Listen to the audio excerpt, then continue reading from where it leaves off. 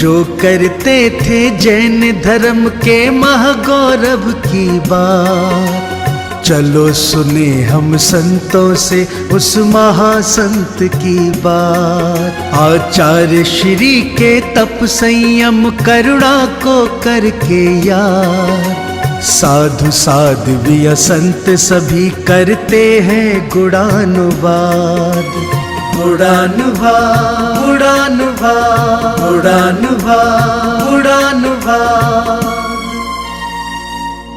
संत शिरोमणि आचार्य भगवंत गुरुदेव विद्यासागर महामुनि राज की अभी कहा नगर गौरव, जिनकी कृपा से सागर सागर ना रहा, विद्या सागर हो गया। उस सागर नगर का गौरव जिस दिन आया था, मोराजी में मैंने कहा था कि इस देह का जन्म हो सकता है इस भूमि पर, लेकिन वो गौरवान्वित करने वाला नहीं होता है।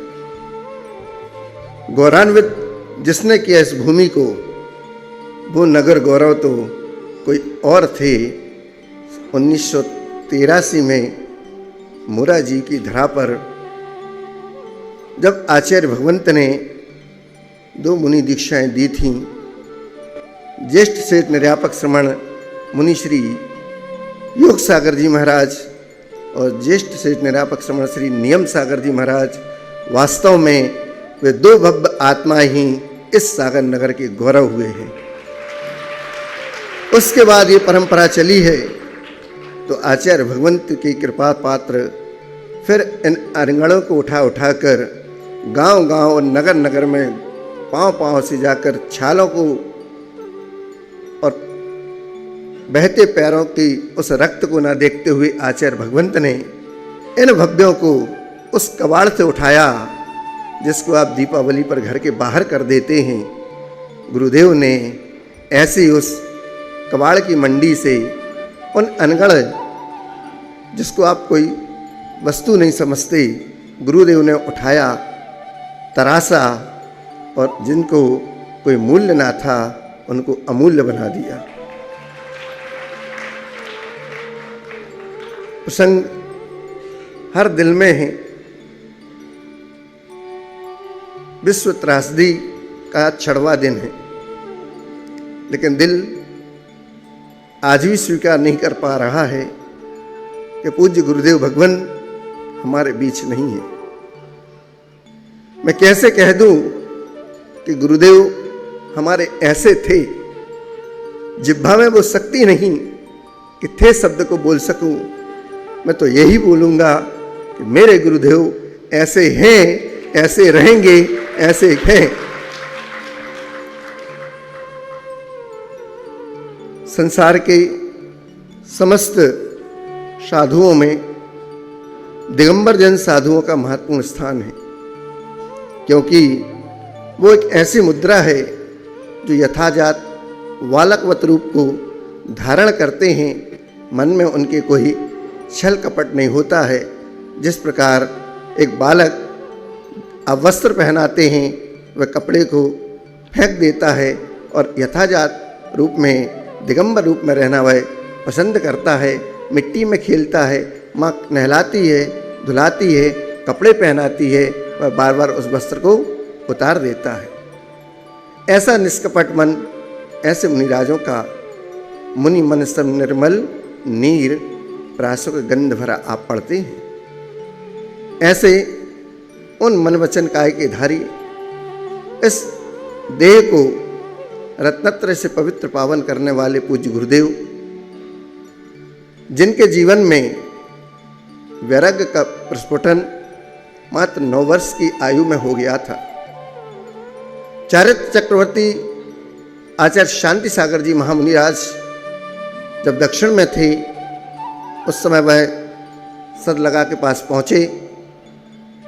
ब्रह्मचारी विद्याधर भी, चूंकि परिवार का संस्कार व्यक्ति के सिर चढ़ के बोलता है, माता पिता सुधी श्रावक, सृष्टि श्रावक, आवश्यकों का पालन करने वाले, प्रतिदिन अभिषेक पूजन स्वाध्याय आदि किया करते थे। वही संस्कार बच्चों में दिए।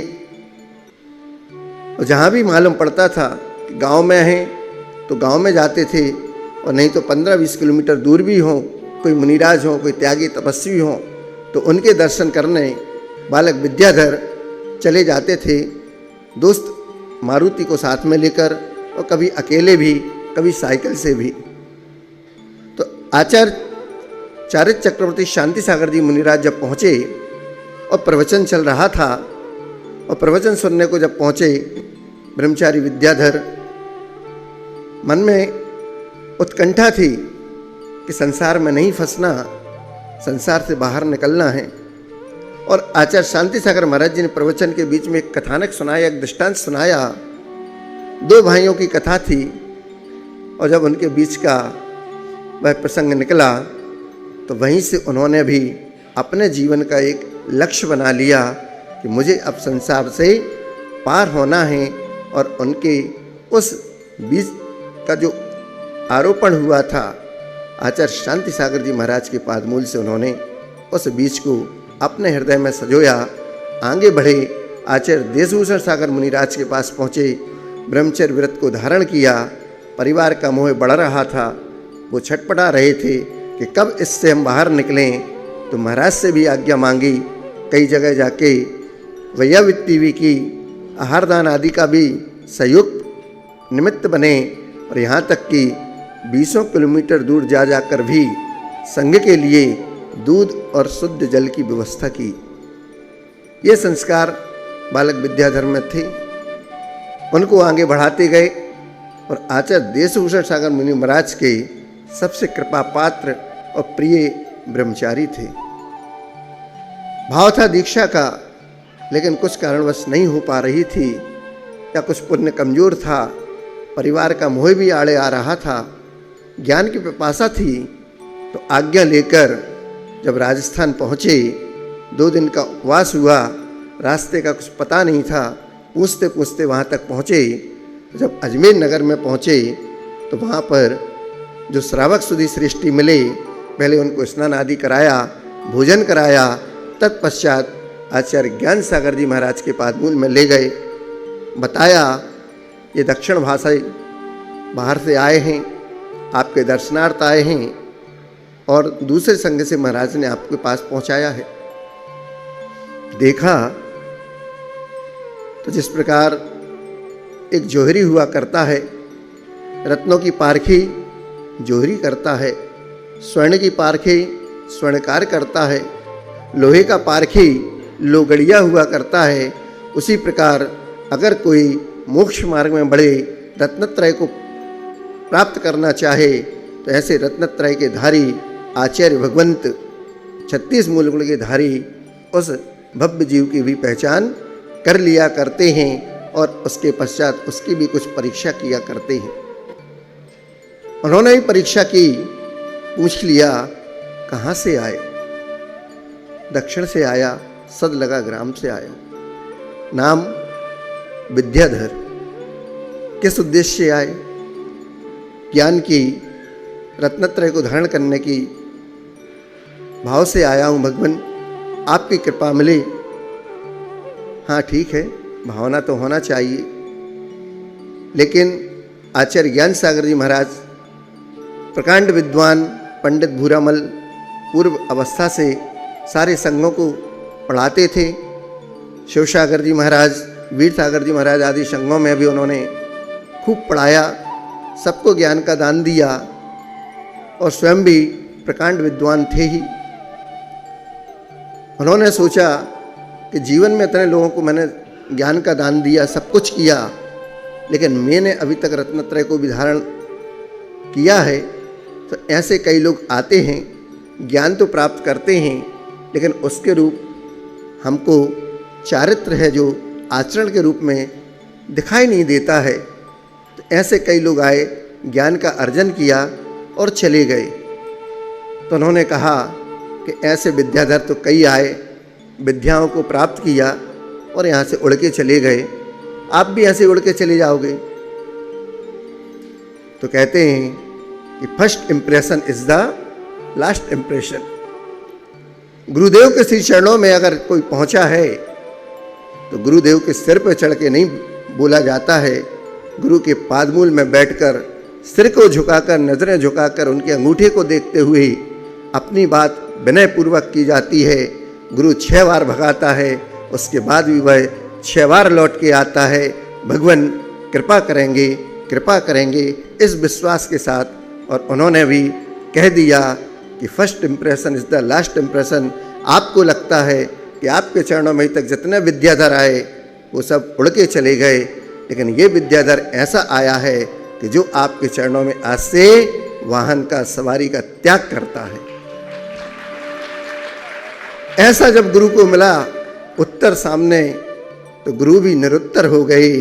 उसके बाद तो ऐसा चला गुरु और शिष्य का संबंध कि गुरु गुड़ रह गए और चेला शक्कर हो गया। आज सारे जगत को नाज है ऐसे दिगंबर संत पर, आचार्य भगवंत गुरुदेव विद्यासागर जी महामुनिराज पर। जिनवाड़ी में माँ घर में पढ़ती थी, उनके मुख से कभी सुन लेते थे 2 पंक्तियाँ। बाद में अपन को भी यह सौभाग्य मिला कि छोटे छोटे नियम पहले घरों में दिए जाते हैं बच्चों को कि मंदिर जाओ, गंदोदक लगा के आओ, चंदन लगा के आओ, तब भोजन मिलेगा। अपनी चालबाजी दिखाई कि मंदिर ना जाके थोड़ा बहुत वहीं से पानी लगा लिया, आके दिखा दिया हम गंदोदक लगा के आए। तो 1-2 दिन तो झूठ चल सकता है, पर रोज़ नहीं चल सकता। एक ना एक दिन तो पकड़े जाओगे ना। फिर जब कुछ ना कुछ दंड मिलता है तो आज भी वो निशान कुछ पड़े रहते हैं जो शरीर में, जो बचपन में चाहे साइकिल से गिरे हो, चाहे कहीं चोट लगी हो, कुछ ना कुछ स्मृति तो दिला ही देते हैं।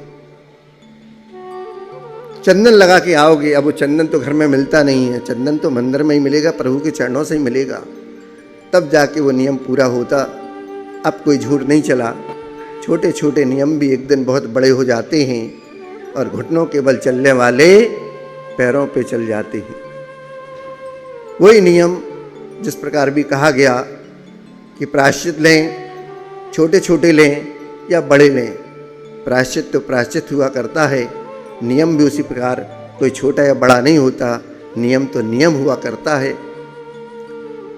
बालक विद्याधर ने भी गुरुदेव के चरणों में पूर्ण समर्पण किया और जब शिक्षा दीक्षा होती होती आचार्य भगवान ने भी देख लिया कि अब इनको पूर्णतया खरे उतर गए, अब इनको दीक्षा देने में कोई परेशानी नहीं। लोगों ने बहुत किया, मना भी किया, अंतराय भी प्रबल पड़ा, लेकिन जिसका होनहार बलवान होती है फिर उसको कोई डिगा नहीं सकता, क्योंकि ऐसे महान गुरुओं का आशीर्वाद हमारे सिर पर हुआ करता है, तो फिर उसका काल भी कुछ नहीं कर सकता है। फिर वो कालजयी हो जाते हैं, क्योंकि ऐसे गुरुओं का, प्रभु का आशीर्वाद हमारे मस्तक पर हुआ करता है कि गुरु को देखा तो दर्शन आ गया, गुरु को देखा तो दर्शन आ गया, और गुरु को देखा तो मेरे अंदर ज्ञान आ गया। गुरु तो हमेशा देखते, दिखाते, चलते, चलाते हैं, वो चारित्र के धनी होते हैं, और उनको देखा है तो हम सबको भी मूलाचार आ गया। केवल उस चारित्र को पढ़ने का सौभाग्य नहीं, साथ साथ उस चारित्र को धारण करने का भी, उस मूल आचार्य को पढ़ने का, उस मूल आचार्य की परंपरा में भी आने का हम सबको सौभाग्य प्राप्त हुआ। क्योंकि 20वीं सदी का एक वो समय था जब पंडित जी को लिखना पड़ा था। मैं 2 पंक्ति की बात कर रहा था जो माँ से सुनता था कि ते गुरु मेरे उर बसो जे भव जलधि जहाज, आप तेरे पर तारहीं ऐसे श्री ऋषिराज। क्या है इन पंक्तियों में? सामान्य से पढ़ ली, लेकिन थोड़ा गौर करिए कि उसमें कुछ कहा जा रहा है कि ते गुरु जो हो चुके हैं। मैंने इसलिए कहा ना कि इस जिब्बा में वो दम नहीं, वो ताकत नहीं कि गुरु भगवान को कह सकूं कि थे, जो थे वो तो निकल गए। अभी गुरु महाराज नहीं आए संसार में, इस पद पर नहीं थे, तब पंडित जी को लिखना पड़ा ते गुरु मेरे उर बसो, जो हो चुके हैं ऐसे गुरु मेरे हृदय रूपी कमल में आके बसो। जे भव जलधि जहाज, जो इस भव से पार हो गए उस जहाज नौका के समान, जो खुद पार होती है दूसरों को पार कराती है, उस जलधि नौका।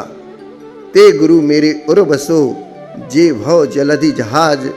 आप तिरें, स्वयं तो तिरते ही हैं, आप तिरें पर तारहीं, पर को भी तारहीं। ऐसे ऋषिव्यास, ऐसे गुरुओं को हमारे लिए दर्शन दुर्लभ हो गया। ऐसे कोई मुनिराज नहीं मिलते हैं जिनको देखकर हम अपने भाव को तार सकें। तब वो पंक्ति लिखी गई उस समय। उसके बाद चार्य चक्रवर्ती आचार्य भगवंत गुरुदेव शांति सागर जी महाराज की परंपरा से जब वो चालू हुई, मुनि परंपरा चलती हुई आगे बढ़ी, तो उसके बाद वीर सागर जी, शिव सागर जी, ज्ञान सागर जी से वो धारा चलती चलती संत श्रोमणी आचार्य भगवंत गुरुदेव विद्यासागर जी महाराज के कर कमलों तक, ये सारे जो भी आप साध्वी भगवंतों को, मुनिराजों को, आचार्यों को जो देख रहे हैं, सब कुछ उन्हीं के वरद हस्त से, उनके चरण कमल की धारा ये बहती चली गई। अमरकंटक की धारा का आपने अभी उदाहरण सुना कि पतली सी धारा वो चली और जाके समुद्र में समाहित हो गई। सारी धाराएं वहीं से निकली हैं और वहीं से जाके समाहित ही होना है। जे ते गुरु मेरे उर बसो, वो समय और था और वर्तमान का समय और है। आज वो पंडित जी होते तो ये नहीं लिखते कि ते गुरु मेरे उर बसो, वो ये लिखते ये गुरु मेरे उर बसो, जे भव जलधि जहाज। ये गुरु हैं जो स्वयं तरते हैं, दूसरों को उतारते हैं, दिल में दया और करुणा को लेकर हमेशा पर का कल्याण हो, सौ का तो होना ही है। जो दूसरों की सोचता है उसको तो पहले मिलता है। माना कि गुरु के गुणों को मुझसे गाया नहीं जाता, माना कि गुरु के गुणों को मुझसे गाया नहीं जाता, उनकी समता का, उनकी क्षमा का अंदाज़ा लगाया नहीं जाता, आपकी शक्ति का मापदंड करूं मैं कैसे, अरे जग में वो पैमाना पाया नहीं जाता। हम कैसे उनकी समता का, उनकी क्षमा का पैमाना कैसे उनको जान पाएंगे, क्योंकि गुरु तो गुरु हुआ करते हैं। अंतिम तीर अपने तर्कस में हमेशा बचा के रखते हैं, जानते हैं कि सारा ज्ञान अगर मैंने आपको सबको दे दिया तो हो सकता है फिर वही मेरे सिर पे बैठने आएगा। आप अपनी मर्यादा में रहें, मुझे अपना काम करने दें, क्योंकि गुरु का गुरुत्वाकर्षण इतना बहुत विशाल हुआ करता है कि सब कुछ उसमें समा जाता है और गुरु हमेशा सबके सिर पर चढ़कर बोलते हैं। तब जाके वो शिष्य गुरु के पादमूल में अपने स्थान को बना पाते हैं।